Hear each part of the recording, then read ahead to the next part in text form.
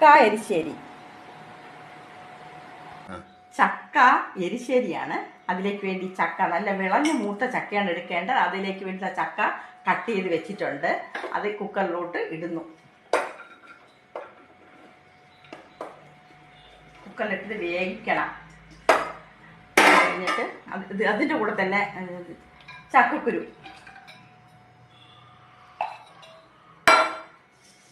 ശകല ഉപ്പുപൊടി,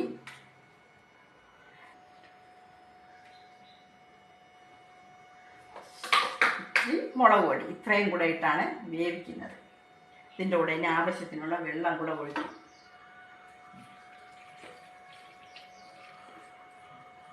അപ്പം ഇത് വേകണമല്ലോ, അതുകൊണ്ട് വെള്ളം വേണമല്ലോ. അപ്പം കൂട്ടിലേക്ക് വേണ്ടിയിട്ട് തേങ്ങ, നാളികേരം ജാറിടുന്നു. അതിലേക്ക് വേണ്ടി ജീരകം,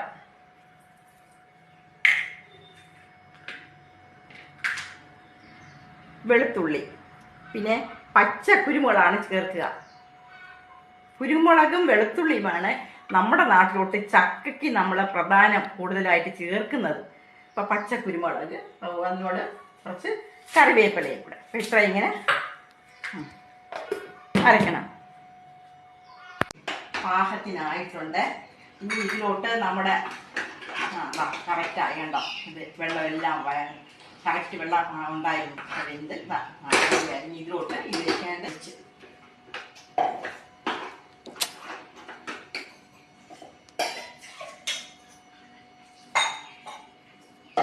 ഇനി ഒന്ന് തിളയ്ക്കണം.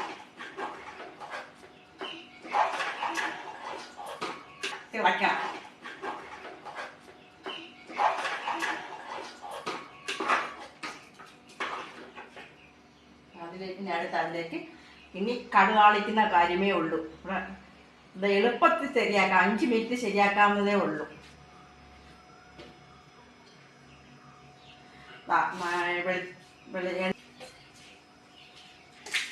എനിക്കിതേ വേണമെങ്കിൽ ചേർക്കാം, പക്ഷെ എനിക്ക് ഉഴുന്നാൻ പരിപ്പിനോട് വലിയൊരു താല്പര്യമാണ്. അതാണ് പരിപ്പ്. ഇനി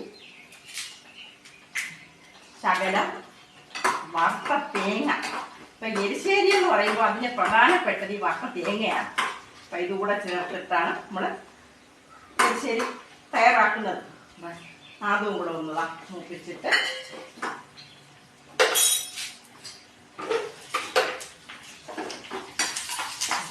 ഇതോടുകൂടെ നമ്മുടെ എരിശ്ശേരി റെഡിയായി.